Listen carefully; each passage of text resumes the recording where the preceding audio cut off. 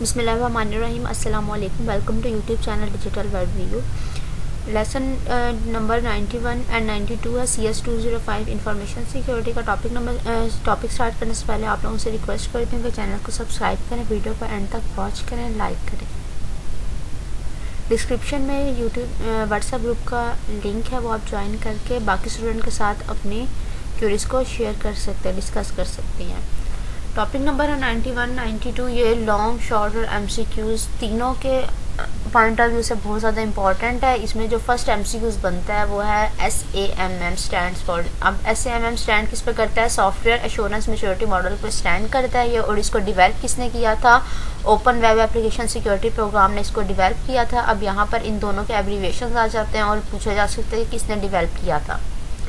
अब डेफिनेशन इसके हमारे पास क्या है? It is an open framework to help organization formulate and implement a strategy for software security that to specify risk facing the organization। अब ये किसके लिए? एक ओपन सॉफ्टवेयर है जो हेल्प करता है ऑर्गेनाइजेशन की इम्प्लीमेंट करने के लिए और फॉर्मुलेट करने के लिए स्ट्रेटजीज़ को जो किसी भी सॉफ्टवेयर सिक्योरिटी के लिए यूज़ की जाती हैं ऑर्गेनाइजेशन के लिए, और जो रिस्क आ रहा था उसको फेस करने के लिए उस रिस्क में हमें फर्दर स्टेप्स परफॉर्म करने चाहिए कि हमारा रिस्क रिड्यूस हो जाए, क्या स्ट्रेटजी होनी चाहिए, उस चीज़ में क्या करता है? ये हेल्प आउट करता है सॉफ्टवेयर एश्योरेंस मैच्योरिटी मॉडल।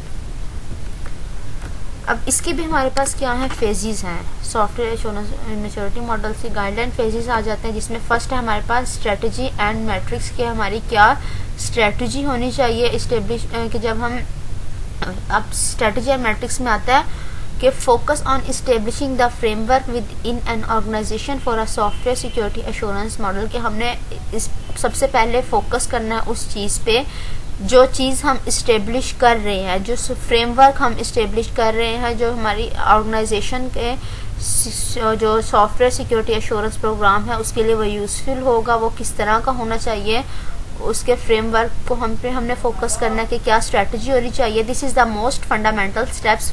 क्या है? ये एक फंडामेंटल स्टेप्स है in defining security goals in a way that both measurable and aligned with the organization real business risk, जो किस पे है? मेजरेबल भी होगा और अलाइन किया जाएगा with the organization real business links, के ऑर्गेनाइजेशन के जो रियल बिजनेस लिंक हैं उसके साथ वो अलाइन भी करेगा और उसके साथ वो मेजरेबल भी होगा। हर एक चीज़ को वो क्या करेंगे, जो हमारी सिक्योरिटी जो स्ट्रेटजी एंड मैट्रिक्स हैं उसके अकॉर्डिंग हम अपना वर्क परफॉर्म करेंगे। हर एक चीज़ हमारी क्या होगी? सिक्योर होती जाएगी उसके थ्रू।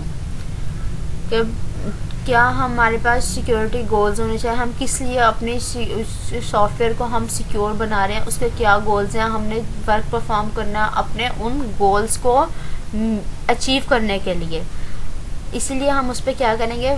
जो फ्रेमवर्क हम बना रहे हैं उस पर हमने स्टडी करनी है, उसको फोकस करना है कि क्या चीज़ इस्टेब्लिश हो रही है। ये हमारा इसकी फर्स्ट फेज होगी स्ट्रेटजी एंड मैट्रिक्स। ये MCQs में भी आ जाता है और ये शॉर्ट में जस्ट पूछ लेते हैं कि आपने स्ट्रेटजी एंड मैट्रिक्स के बारे में बताना है, और यहाँ से MCQs भी बन जाते हैं कि कौन सी फेज परफॉर्म करती है।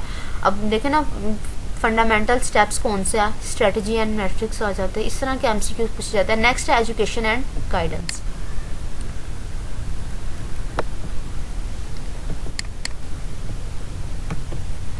एजुकेशन और गाइडेंस में क्या है कि फोकस करती है आर्मिंग पर्सोनल्स पे involve in software life cycle. जो army personnel software life cycles में इन्वॉल्व हो गया उस पर फोकस करती है, जिसमें हमारे पास नॉलेज, रिसोर्सेज, सॉफ्टवेयर का लाइफ साइकिल जिसमें हमारे पास आ जाता है नॉलेज, आ जाता है रिसोर्सेज, उसके बाद design, develop and deploy secure software के हमने एट द एंड पूरा एक सॉफ्टवेयर लाइफ साइकिल जो है उस पर पूरे में हमने वर्क करना है स्टेप बाय स्टेप फेजेस पे। उसके बाद हमें नॉलेज होना चाहिए, हमारे पास प्रॉपर एक रिसोर्सेज होने चाहिए उसको डिज़ाइन करने के लिए, डेवलप करने के लिए, और हमारे एक सिक्योर सॉफ्टवेयर को डिप्लॉय करने के लिए। नेक्स्ट क्या है? With improve access to information. Improve access होना चाहिए हमारे पास इंफॉर्मेशन के लिए, जो हमारे असेसमेंट है उसको हमने इम्प्रूव करना है। हमारी प्रोजेक्ट टीम है वो उनकी क्या होनी चाहिए? आइडेंटिफिकेशन उनकी एबल होने चाहिए एक्टिवली आइडेंटिफिकेशन के लिए, and mitigate the specific security risk that apply to their organization. के हर एक जो चीज़ है वो प्रॉपर वेल इस्टेब्लिश्ड हो, हर एक चीज़ मतलब पहले से ज़्यादा प्रॉपर एजुकेट हो, उनको पता हो कि कैसे गाइडेंस करनी है सॉफ्टवेयर पे क्या चीज़ अप्लाई करनी है। और जो भी आपके पर्सन लोग हैं, आप वर्क कर रहे हैं, आपने उनको बताना है, उनको प्रॉपर गाइडेंस देनी है। जो न्यू एम्प्लॉयज़ आया कि कैसे वर्क करना है, क्या सब कुछ करना है। अब इसके ऑब्जेक्टिव्स में यहाँ पर देखें ना कि educates all personnels in the software life cycle which role specify guidance on the secure development. कि जो न्यू पर्सनल्स आए, जो न्यू लोग उसमें आए, उनको आपने प्रॉपरली एजुकेट करना है और उनको गाइडेंस देनी है। ये आपने जस्ट ऑब्जेक्टिव्स इनके रीड डाउन कर लेना। ये अक्सर पूछे भी जाते हैं और नहीं भी। नेक्स्ट है policy and compliance. Focus on understanding and meeting external legal and regulatory requirement with while also driving internal security standard. अब इसमें क्या करते हैं पॉलिसी एंड कंप्लायंसेस में कि आपके जो आपके एक्सटर्नल लीगल और रेगुलेटरी रिक्वायरमेंट्स हैं, आपने उनको मीट करना है और उनसे उनको अंडरस्टैंड करना है, जो किस में फिर हेल्पफुल होंगी, आप उनको यूज़ कर सकेंगे अपने इंटरनल सिक्योरिटी स्टैंडर्ड में। A driving theme for improvement focus on project level audits. अब जो ड्राइविंग थीम है, जब हम उस पर प्रैक्टिस करते हैं, हमने कोई भी चीज़ यूज़ करनी है, उस पर हम प्रैक्टिस हमने की, और जो प्रैक्टिस है वो किस पे फोकस की जाएगी, हमारे प्रोजेक्ट लेवल पे। Project level audit that gather information about the organization behaviour. अब जो प्रोजेक्ट लेवल ऑडिट है वो क्या करेगा, गैदर करेगा इंफॉर्मेशन, किसके अबाउट इंफॉर्मेशन गैदर करेगा, जो हमारे ऑर्गेनाइजेशन का बिहेवियर होगा। In order to check the expectation are being met, के क्या हमारी जो एक्सपेक्टेशंस थी उसके उस चीज़ से हमने मीट किया या नहीं किया, हमारा जो गोल था वो हमने अचीव किया या नहीं किया। ये सारा डाटा कौन गैदर करेगा, प्रोजेक्ट लेवल एडिट गैदर करके देन उस चीज़ पे फोकस किया जाएगा कि क्या उसमें इम्प्रूवमेंट की ज़रूरत है हमें या नहीं है। नेक्स्ट है गवर्नेंस एंड कंस्ट्रक्शन में आ जाता है हमारे पास सिक्योरिटी रिक्वायरमेंट्स हैं, थ्रेट असेसमेंट है, सिक्योर आर्किटेक्चर्स हैं, और गवर्नेंस में आता है हमारे पास strategy and matrix, education and guidance, policy and compliances. ये हम स्टडी कर चुके हैं गवर्नेंस लेवल पे, ठीक है। अब नेक्स्ट क्या देखना है कि कंस्ट्रक्शन लेवल पे कौन कौन से हमारे पॉइंट्स हैं।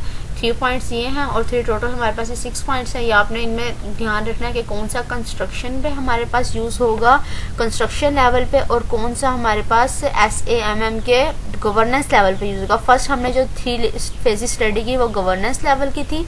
अब जो हम स्टडी करेंगे वो है कंस्ट्रक्शन फेजेस, ठीक है। फर्स्ट है सिक्योरिटी रिक्वायरमेंट्स, सेकंड है थ्रेट असेसमेंट, और थर्ड वन है हमारे पास सिक्योर आर्किटेक्चर। सिक्योरिटी रिक्वायरमेंट्स को फर्स्ट स्टडी करते हैं कि क्या है। Focused on proactively specifying the expected behaviour of software with respect to security. कि हमने हमारा जो सॉफ्टवेयर है हमने उसको इस तरह से बनाना है कि फोकस करना है कि हमारी जो अगर कोई चीज़ फ्यूचर में हमारे पास हैपन होगी, अकर होगी, तो हमने with the passage of time से पहले हमने उसके अकॉर्डिंग, उसके मुताबिक जो चीज़ फ्यूचर में अकर होगी, अपने सिक्योरिटी को हमने अपने सॉफ्टवेयर को उस तरह से बनाना है कि कोई वल्नरेबिलिटी हमारे पास अब नहीं है लेकिन वो फ्यूचर में आ सकती है। कोई न्यू टेक्नोलॉजी होगी, रिस्क की कुछ भी है, तो उसके अकॉर्डिंग हम टाइम से पहले अपने सिस्टम को क्या करेंगे, डिवेल्प करने के। वो चीज़ आ जाएगी हमारे पास सिक्योरिटी रिक्वायरमेंट की कि हमारे पास क्या रिक्वायरमेंट्स हैं, क्या उसका लेवल आ गया। नेक्स्ट है threat assessment. Threat assessment centralize on identification and understanding the project level risk. अब इसमें क्या हमने आइडेंटिफाई करना है और अंडरस्टैंड करना है कि प्रोजेक्ट लेवल रिस्क हमारे पास किस तरह का है, क्या उस पर हम फर्दर फंक्शनैलिटीज़ अप्लाई करेंगे अपने सॉफ्टवेयर को डिवेल्प करते हुए।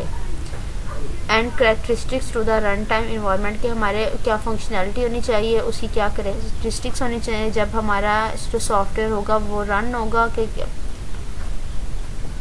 For detail about the threats and likely attacks against each project the organization as a which operates more effectively through better decisions about prioritization of initiatives for security। अब इसमें जो first चीज़ आ जाती है identification और understanding थी। Identification और understanding किस हुई, प्रोजेक्ट लेवल बेस पे कि वो मीट कर रही है या नहीं कर रहे।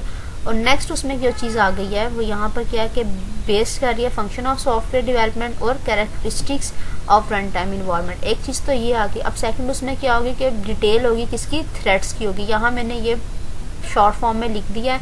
अब नेक्स्ट इसके बाद क्या आएगा, सेकंड के बाद कि डिटेल किसी होगी थ्रेट्स की और अटैक्स की। हर एक प्रोजेक्ट के अगेंस्ट जो अटैक आ रहा है उसकी भी डिटेल हो जाएगी और क्या उसके थ्रेट्स हैं, और उनको फिर क्या करना है, ऑर्गेनाइजेशन में जो हम सॉफ्टवेयर बना रहे हैं उनको बहुत ज़्यादा इफेक्टिवली उनको ऑपरेट करना है, और उस टाइम पे जो हमारे पास रिस्क अकर हुआ है उस टाइम पे हमारे पास बेटर डिसीजन क्या होना चाहिए, क्या हमारे पास डिसीजन होगा उस थ्रेट्स को देखते हुए कि जो रिस्क अकर होना है उनके थ्रेट्स को देखते हुए हमने उसको इफेक्टिवली डील करना है, ऑपरेट करना है, और फिर पता होना चाहिए कि क्या हमारे पास बेटर डिसीजन होगा उस टाइम के लिए हमारी सिक्योरिटी पर्पस के लिए, वो चीज़ आ जाएगी इसमें। नेक्स्ट है सिक्योर आर्किटेक्चर। जब आप कोई भी अपना सिस्टम बना रहे होते हैं तो आपको ये होता है ना कि ठीक है हमने अपना सिस्टम बनाया, सॉफ्टवेयर बनाया, तो हमारा ये बेस्ट होना चाहिए, इसमें कोई भी प्रॉब्लम ना हो, इसका आर्किटेक्चर सिक्योर हो, कोई भी पर्सन अब ये तो नहीं चाहेगा ना कि कोई ऑर्गेनाइजेशन के एम्प्लॉयज़ हैं या कुछ जो सिस्टम बना रहे हैं कि उनका जो डाटा है वो आर्किटेक्चर जो है वो प्रॉपर सिक्योर ना हो, उनका डाटा लॉस हो जाए या हैकर्स हैक कर लें उसको। तो उसके लिए क्या होता है, अपना आर्किटेक्चर ही सिक्योर अपना बनाना पड़ता है। और वो सिक्योर कब बनता है, जब आप स्टेप बाय स्टेप एक प्रॉपर लाइफ साइकिल के थ्रू अपने डाटा को सिक्योर कर रहे हैं, आप सिक्योरिटी फ्रेमवर्क की 4 लेयर्स को अप्लाई कर रहे हैं, देन आपका आर्किटेक्चर क्या होगा, सिक्योर बनेगा।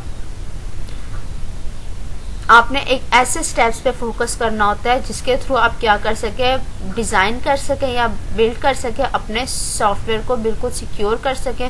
By enhancing the software design process with reusable services and components, the overall security risk from software development can be dramatically reduced। जब आपने अब यहाँ पे देखें ना, अब जब आप प्रीवियसली में अपना कोई चेंज कर रहे हैं, एक सॉफ्टवेयर आपने फॉर एग्जांपल पहले से अपना एक सिस्टम बनाया हुआ है जो प्रॉपर सिक्योर है, आपने उसके कंपोनेंट्स को अगेन यूज़ किया, उसकी सर्विसेज आपने अगेन रीयूजेबल किया, तो आपको पता होता है कि ठीक है मेरा ये सिस्टम पहले से बना हुआ है, ये प्रॉपरली सिक्योर है। देन आप जब उसको में उसी में चेंजिंग करते हैं, उसी के कुछ कंपोनेंट्स को आप यूज़ करते हैं, तो आपका जो आपके जो रिस्क है, सिक्योरिटी रिस्क, वो ओवरऑल क्या हो जाता है, रिड्यूस हो जाता है, क्योंकि आपने पहले से ही अपने यूजेबल सिस्टम को जो प्रॉपरली सिक्योर है उसको आपने यूज़ किया। नेक्स्ट है टॉपिक नंबर 107। ये इंपॉर्टेंट टॉपिक है, ये मैं आप लोगों से नेक्स्ट वीडियो में इंशाल्लाह डिस्कस करती हूँ। चैनल को सब्सक्राइब करें, वीडियो को एंड तक वॉच किया करें, लाइक करें एंड शेयर करें। अल्लाह हाफिज़।